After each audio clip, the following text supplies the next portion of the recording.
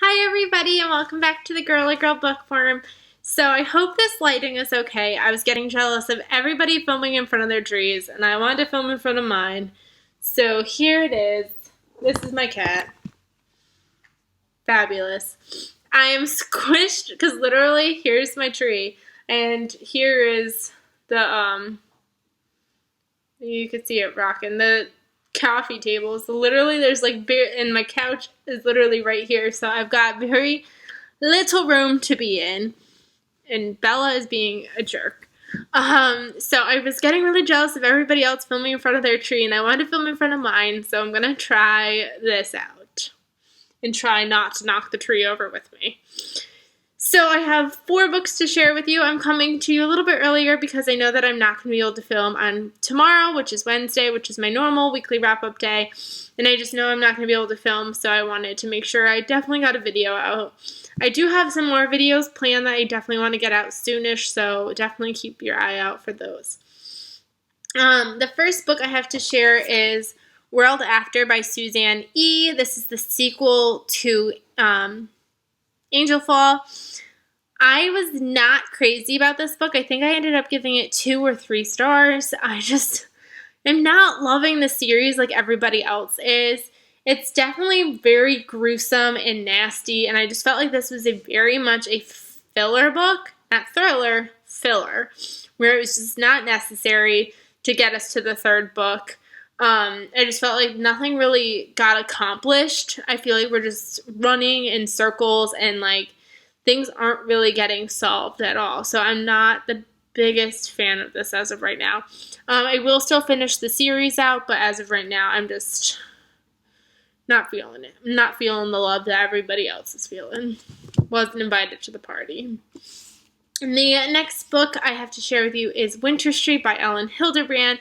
If you know me, Elin Hilderbrand is one of my automatic read authors. I'm trying to read all of her books. This is the first book in a trilogy, which I am now aware of. At first, I thought it was just standalone, and then I found out when I went to the store the other day, it's actually, I thought, I saw a 2nd book, so I was like, oh, maybe it's a duology. No, it's a trilogy, which is really weird because Elin Hilderbrand usually only writes standalones. So this is really interesting to read from a trilogy kind of perspective with her. This book takes place on Nantucket, like all of her books, and it follows this family where like this man owns an inn on Nantucket, and it kind of revolves around his family. It does change perspectives between him, one of his daughters, and like his sons, and his ex-wife. And obviously it's Christmas time. It literally starts the day before Christmas Eve, and it goes all the way till Christmas. Or does it go until Christmas Eve? It might go all the way to Christmas. I think it does. And it's just really intriguing and really interesting because obviously family drama up the yin-yang with every single member of this family. And I'm really excited to read the next book. Definitely, it does kind of end abruptly, which I've seen a lot of people say, but now that you know it's going to be a series, it's not as like a killer abrupt thing. It's just a cliffhanger that leaves you wanting more, so I cannot wait to get to the 2nd book. I need it, like, right now. But it's not here, so we'll hopefully get to it before the season is over. The next book I decided to pick up was Heroes Are My Weakness by Suzanne Elizabeth Phillips. I've read 2 other books by her that were kind of part of a series. This one is a standalone book for her. And unfortunately, this was just not my thing either. 3.5 stars. Oh, I didn't mention Winter Street was obviously a 5-star read for me. But this one, Heroes Are My Weakness, was definitely 3.5 star worthy. Was not my favorite. It takes place on like this like almost like deserted island. It's not really deserted, but it's kind of basically desolate in Maine. Families are trying to leave because the school burned down, and so like people want their families to stay and not leave, and she comes because her mother passed away and said, hey, your legacy is on this island. Of course, she goes to the cottage where her mother was living before she died, and then this kid who like tormented her as a child is now on the island as well. So obviously drama ensues and love and romance and craziness. someone is also trying to spook her out of the house. So there is kind of like a suspense thriller kind of mystery going on as well.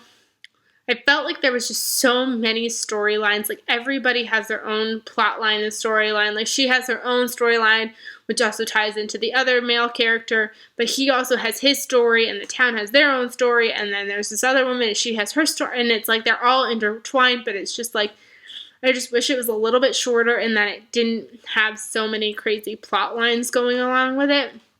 She's also a ventriloquist and sometimes has random conversations with her puppets. It's kind of creepy. Like when she's just like kind of like talking to herself and a puppet answers, it's very kind of weird. So I gave it 3 stars.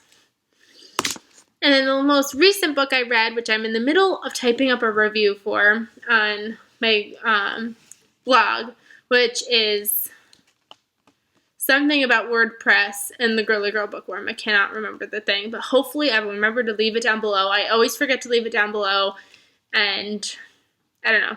If you can't find it down below, I know if you go onto my main channel page and you go under the About Me, I believe it's linked down below there. I'm trying to get it linked where my Goodreads link is, but that's just not working. You can see the people working over there. That's funny.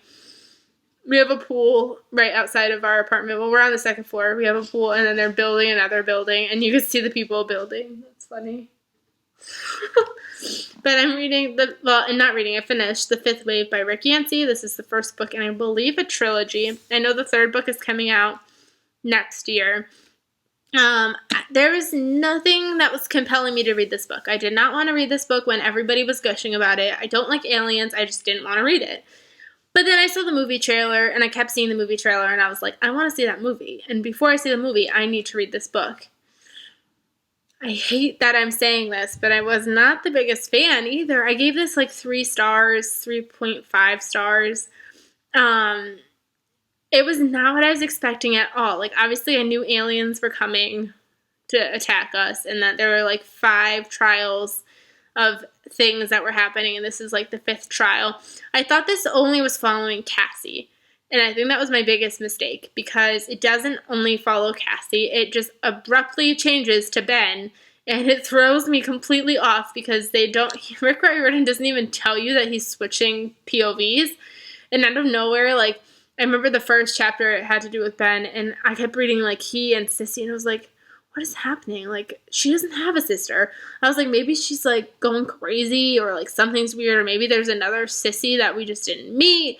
And then all of a sudden, at the end of the chapter, it was like, my name is Ben. I'm like, what? Like, where'd he come from? You know, like, it really threw me off. Like, that just confused me to no end. I also felt like the first 60, 100-ish pages were all backstory about, like, well, when the 4th wave was here, when the 2nd wave was here, and, like, reflecting back on it. And I just wish, like, instead of, like, having all this, like, build-up of backup story, you just kind of gave us it from day 1 and on. Even though I know it's obviously called the 5th wave, so the focus is mostly on the 5th wave, I just felt like enough with the backup story. Just give me the real story. Like, give me why I'm here. So that took a while, but it did give that, like, intense action that you're expecting from this book. A lot of stuff happens once it finally starts happening, and I am interested in picking up the sequel. I probably won't pick it up right away, because I have enough books to read, but I am gonna probably still go see the movie. I think the movie will be way more interesting to me than the book, almost kind of like with The Martian. I'd rather see it rather than it being explained to me.